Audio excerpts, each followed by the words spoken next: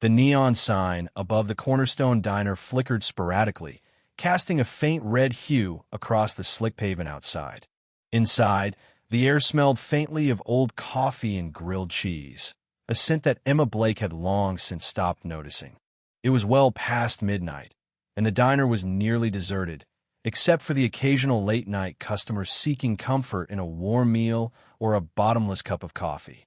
Emma wiped down the counter mechanically, the rag moving in slow circles. Her body ached from the double shift, and her feet throbbed from standing for nearly 12 hours straight. Tips had been abysmal tonight, and rent was due in 2 days. She sighed, glancing at the clock on the far wall. Almost done. She could make it home in time to catch a few hours of sleep before doing it all over again tomorrow. Her life had settled into a monotonous rhythm, and she had grown numb to it. Or so she thought. The bell above the door jingled suddenly, snapping her from her haze. Emma glanced up, expecting one of the regulars looking for a late-night fix. Instead, a man stepped through the entrance, his polished shoes echoing sharply on the worn linoleum floor. He was tall, easily over 6 feet, with sharp features and dark hair, slicked neatly back. His suit was pristine, custom-tailored to his lean frame, and likely cost more than Emma made in an entire year. The air around him seemed to shift, thickening with authority and power. He carried himself like a man who owned everything he surveyed. Emma straightened instinctively, brushing a stray lock of blonde hair from her face as she smoothed her apron. There was something about the man's presence that made her uneasy. Yet, when his gaze swept the room and landed on her, she forced a polite smile. "Take a seat wherever you'd like," she said, her voice surprisingly steady. The man nodded once and chose a booth near the window. Emma grabbed a menu and walked it over to him, her sneakers squeaking faintly on the floor. As she set the menu down in front of him, she caught a closer look at his wristwatch. It gleamed in the dim light, an elegant piece that probably cost more than her mother's old car. "Coffee," she offered. "Black," he replied curtly, his voice low and smooth like velvet wrapped around steel.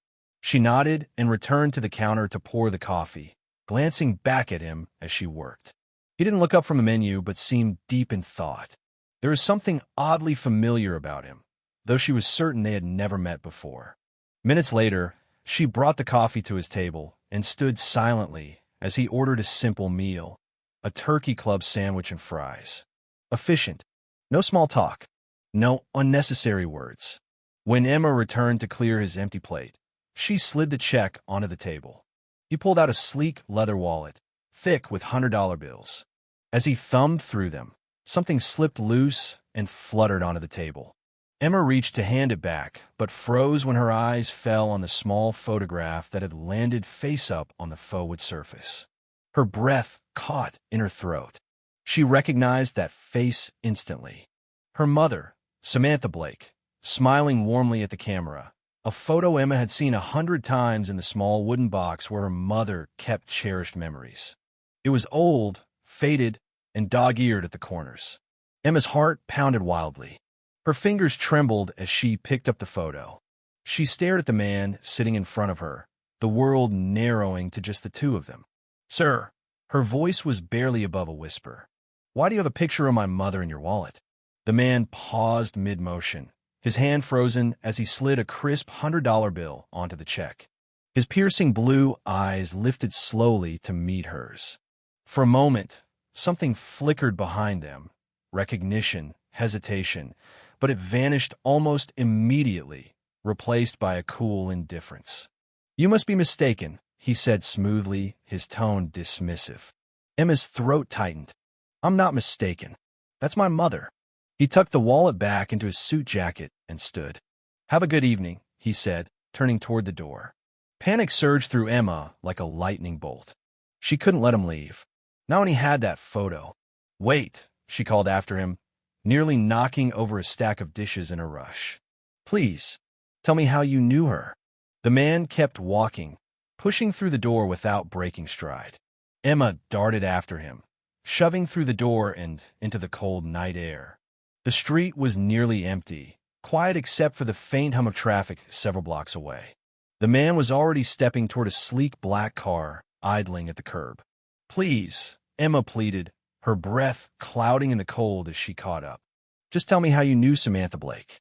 He hesitated, one hand on the car door. He glanced back at her then, his expression unreadable but calculating. "I don't owe you an explanation," he said flatly. And then he was gone.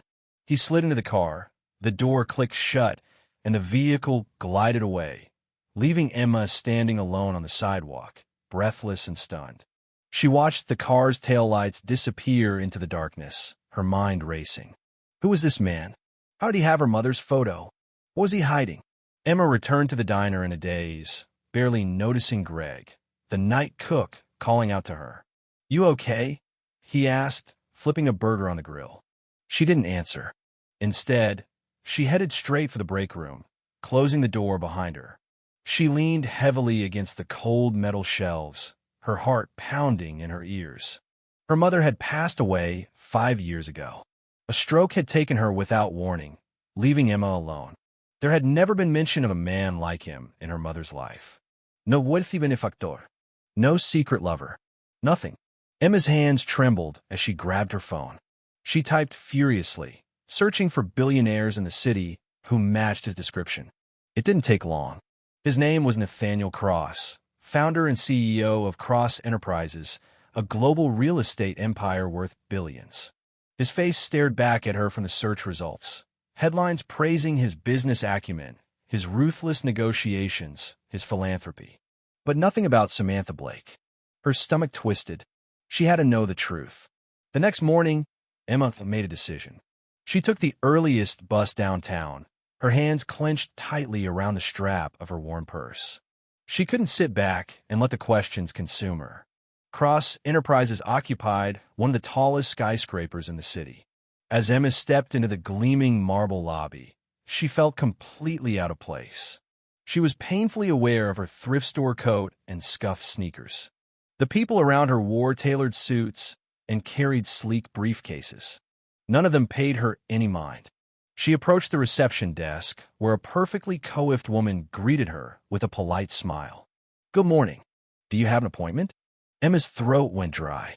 I need to see Nathaniel Cross." The receptionist's smile remained professional but firm. "I'm sorry, mister. Cross doesn't take unscheduled appointments." "It's personal," Emma insisted. "It's important." "I understand," the woman said, though it was clear she didn't. "But Mr. Cross's schedule is full." Emma took a shaky breath, stepping back from the desk. She scanned the lobby, desperate for another way in. Security guards stood at every turn, and sleek security gates required ID badges.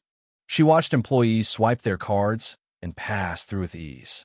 Then she saw him, a young man in an ill-fitting suit, carrying a coffee cup and balancing a folder under his arm. He was distracted, his phone pressed to his ear as he headed toward the elevators.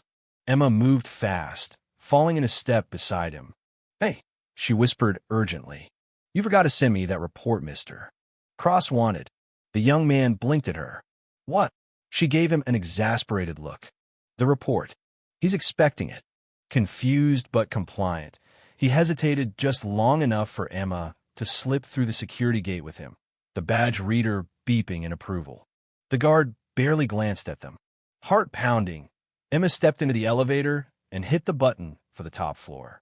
She forced herself to breathe slowly as the numbers climbed higher. What was she doing? What would she say?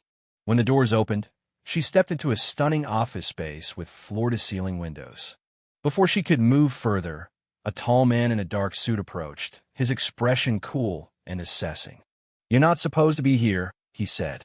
"I need to see Nathaniel Cross," Emma said firmly. "It's about my mother." The man's expression didn't change. "Mr. Cross is in a meeting. I'll wait." After a long moment, he relented. "Wait here." Minutes later, Nathaniel Cross emerged from a private office. His gaze locked on her immediately. There was no surprise in his eyes this time, only resignation. "You're persistent," he murmured. "Not when it comes to my mother," Emma replied. "Come with me." Inside his private office, Nathaniel leaned against his massive desk, his posture casual but guarded. He studied her in silence before finally reaching into his pocket and pulling out the same photograph. She meant everything to me, he said quietly. Once. Emma's chest tightened. Then why did you leave her? He sighed deeply. Because I was a coward. And then, slowly, the story spilled out. The love affair that had burned brightly and then ended in betrayal. His ruthless ambition that had torn them apart, and his regret that had haunted him for decades. She was pregnant when I left, he said hoarsely. I didn't know until it was too late. Emma stared at him, stunned. You're my daughter, Nathaniel said softly. I've known since the moment I saw you. The words hit her like a blow. She wanted to deny it, but deep down, she knew. And when he handed her the necklace, her mother's necklace, engraved with the words forgive, love, begin. She felt something inside her shift. Maybe it was time to stop running from the past. Maybe it was time to start something new.